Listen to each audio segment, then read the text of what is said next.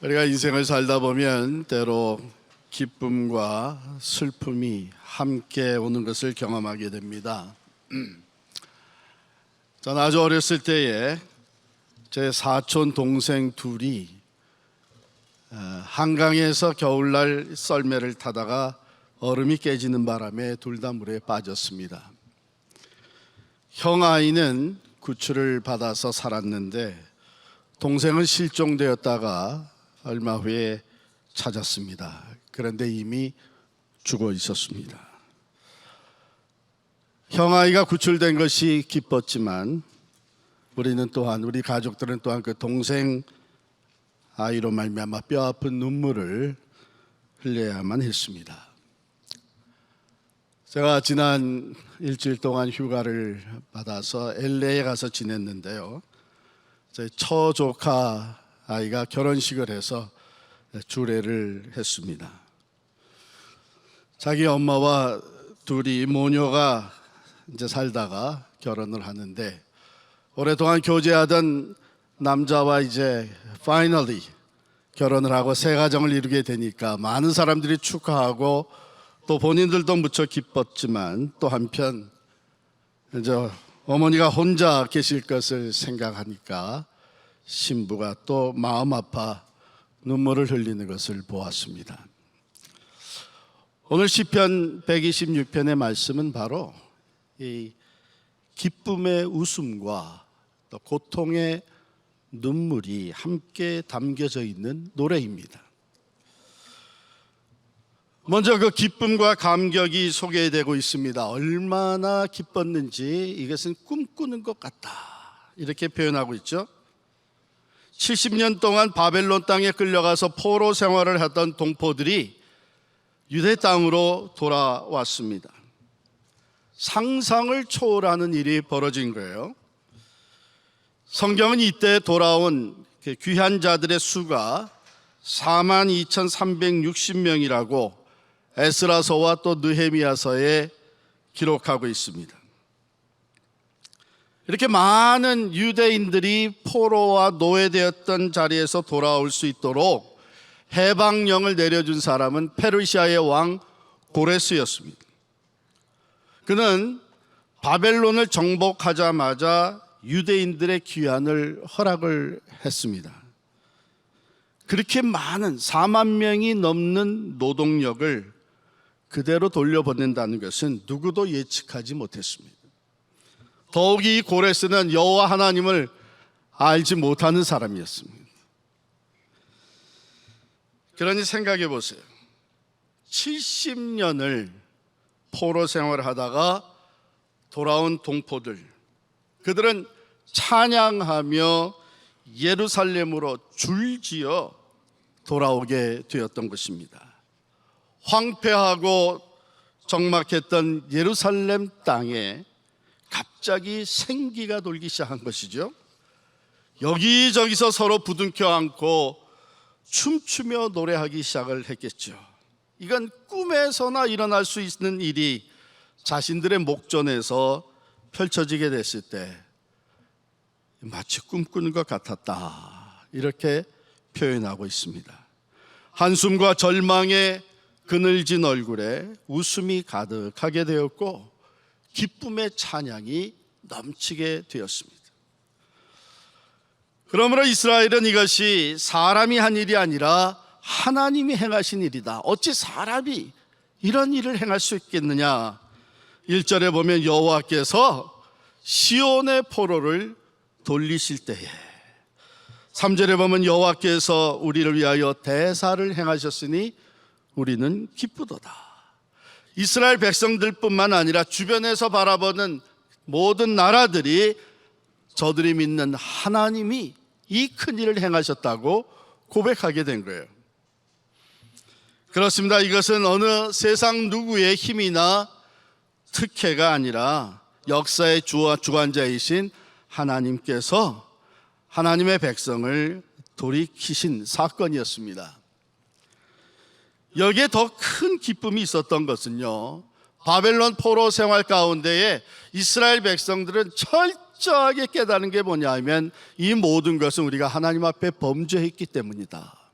우리가 하나님을 떠나 우상을 섬겼고 하나님의 법을 거역하고 하나님의 종들의 말을 듣지 아니하고 하나님의 불순종함으로 말미암아 우리가 이렇게 버림을 받게 되었다고 철저하게 눈물을 흘리면서 고백하게 되었는데, 이제 예루살렘으로 돌아갈 수 있는, 유대 땅으로 돌이키시는 이 해방의 사건을 통해서 그들은 하나님이 우리를 용서하시고 하나님이 우리를 다시 하나님의 백성으로 맞아주시고 우리를 거룩한 땅으로 돌아가게 하셨다고 하는 바로 이 사실 때문에 하나님의 그 자비와 용서하심, 이제 예루살렘 성전에서 다시 하나님을 예배할 수 있게 된 것이 더더욱 기뻤던 것이죠.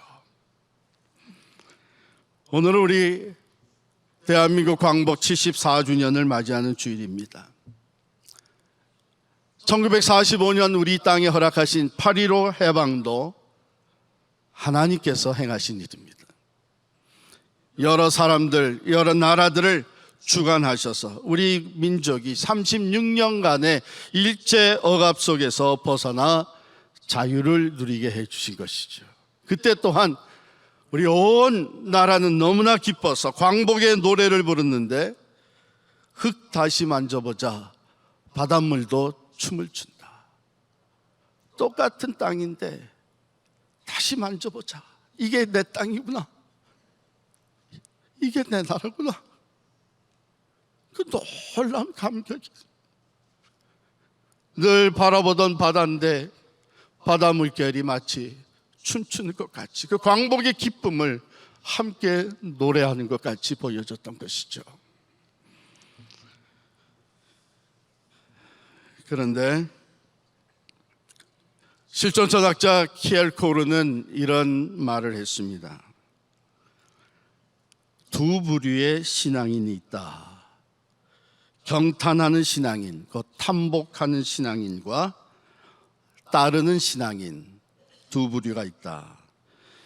경탄하는 신앙인은 오늘 본문 전반부의 내용처럼 하나님이 행하신 크고 놀라운 일을 인하여 기뻐하고 감격하는 신앙인입니다.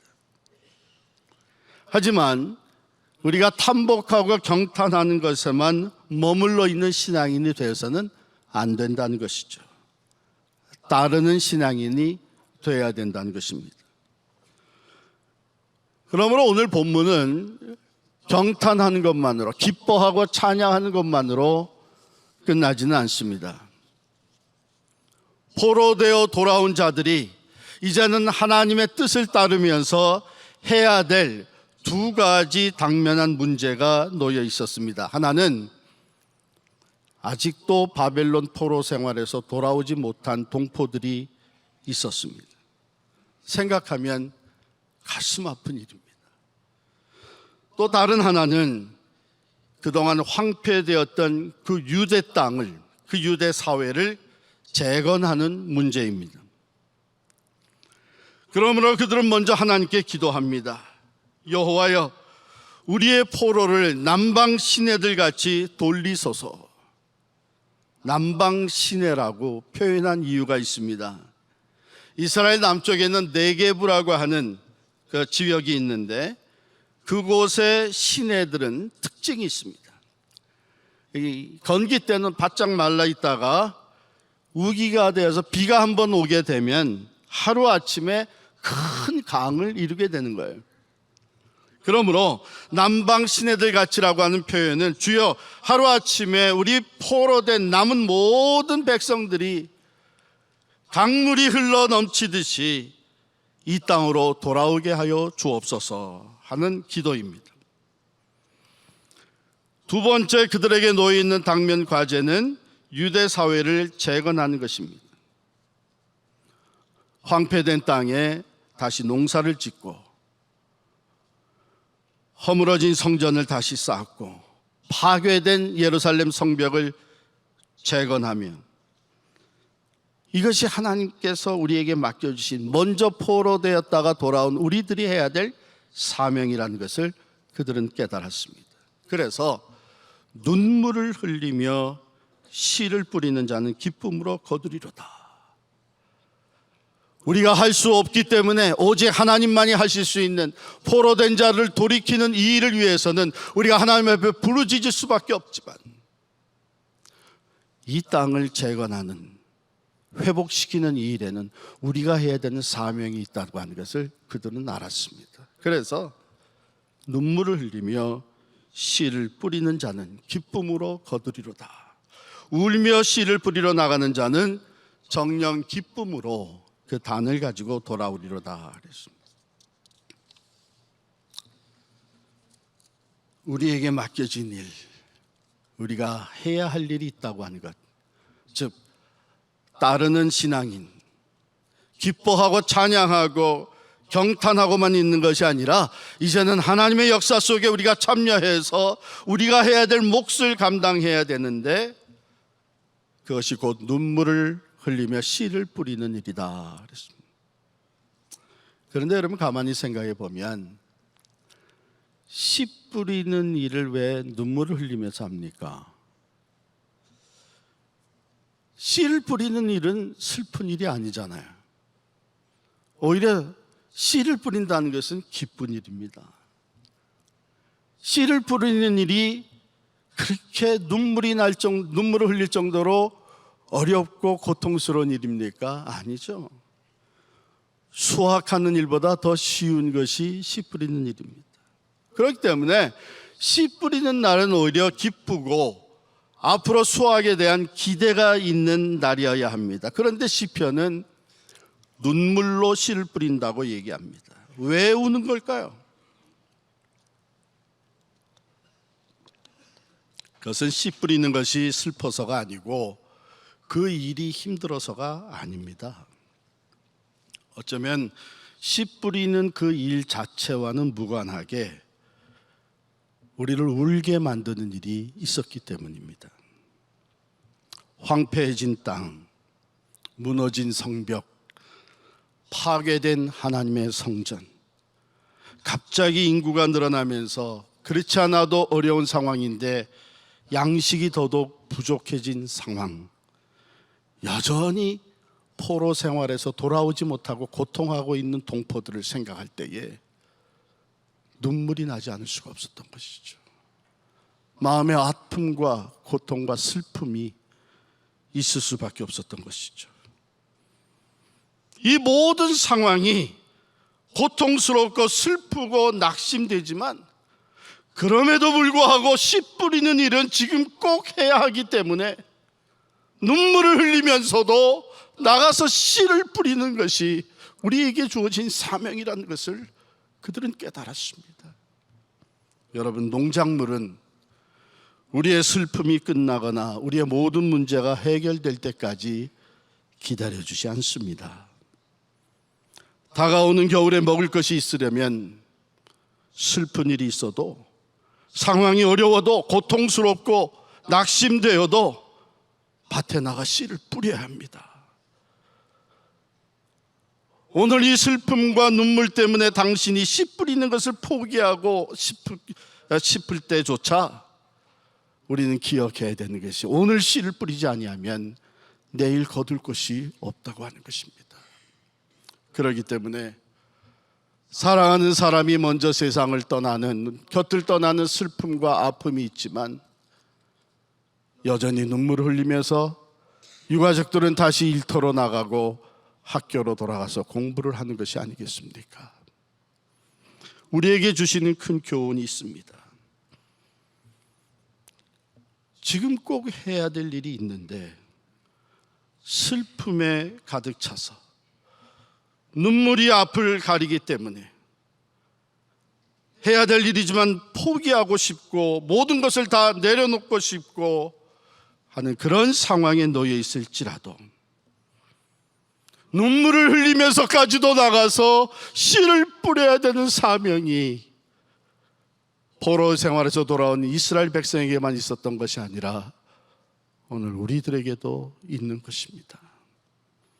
오늘 우리들에게는 구원받은 자로서의 기쁨의 웃음과 찬양이 있습니다. 그러나 동시에 구원받은 자로서 흘리는 눈물이 있습니다. 8.15 해방과 함께 오래지 않아 나라가 분단이 되고 여전히 북녘에 남아서 인권을 유린당하고 어두움 가운데 고통하고 있는 동포들을 생각할 때에 우리는 구원의 기쁨으로 찬양만 하고 있는 것이 아니라 눈물을 흘릴 수밖에 없습니다.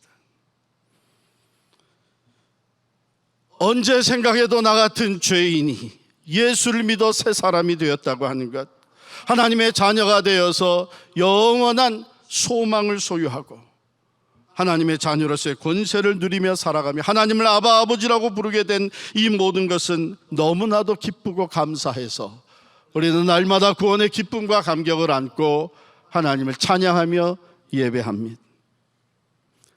그러나 우리 주변에는 아직도 예수를 알지 못해서 죽어가는 영혼들이 수도 없이 많습니다. 아니, 여러분 가정 친지 가운데도 있지 않습니까? 그러기 때문에 우리는 구원의 기쁨뿐만이 아니라 또한 울면서 씨를 뿌려야 되는 사명이 우리에게 주어져 있습니다. 우리 필그림 선교교회가 22년 전 11가정으로 시작해서 2,000명이 넘는 교회로 성장을 이룬 것은 문자 그대로 하나님의 은혜입니다. 하나님께서 우리 가운데 큰 일을 행하셨습니다.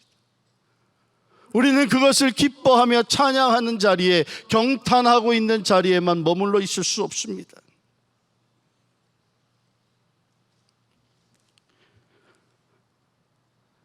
이제는 더 이상 과거와 같은 건물이 없다고, 편안한 시설이 주어지지 않았다고, 마음 아파하며 눈물 흘리며 억울하다고 주저앉아 있을 수만은 없습니다. 눈물을 흘리면서도 마음 아파하면서도 오늘 반드시 해야 될 일이 있는데 복음의 씨앗을 우리는 뿌려야 합니다. 그래야 내일 거둘 것이 있습니다.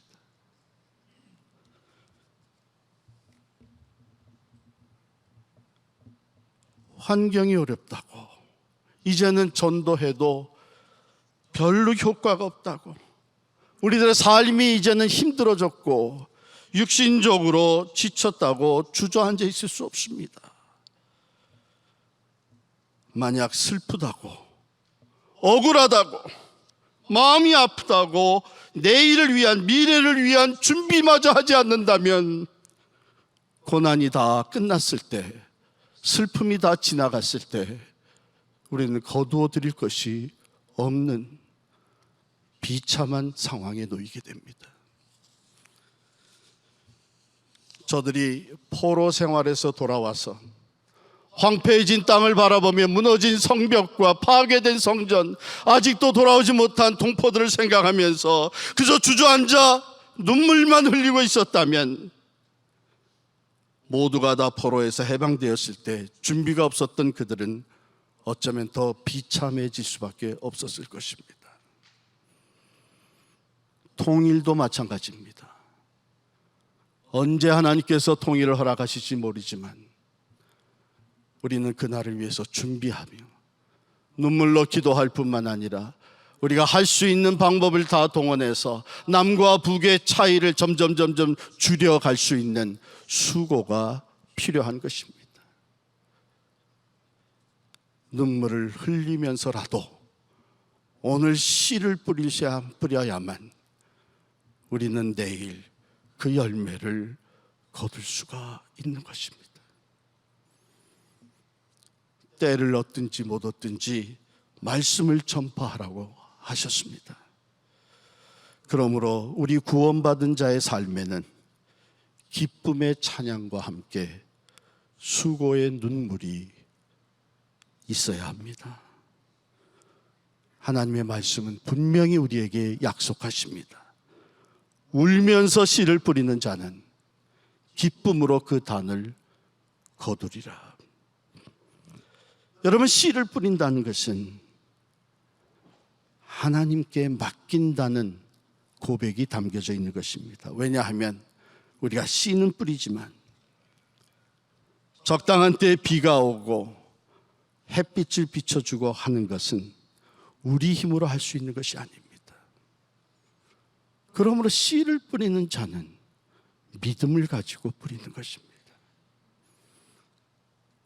우리가 우리의 몫을 감당할 때에 지금 우리에게 아픔이 있고 슬픔과 눈물이 있을지라도 그 눈물을 흘리면서라도 오늘 우리의 사명을 감당하며 나아가 복음의 씨앗을 뿌리고 전도하며 우리의 몫을 감당할 때에 하나님께서 반드시 우리를 축복하시고 기쁨으로 그 단을 거두게 하실 것이라는 확신을 갖고 눈물을 흘리며 씨를 뿌리는 것입니다. 구원받은 자의 삶에는 기쁨의 찬양만 있는 것이 아니라 수고의 눈물이 있다고 하는 것을 기억하시면서 그 길을 앞서가신 주님,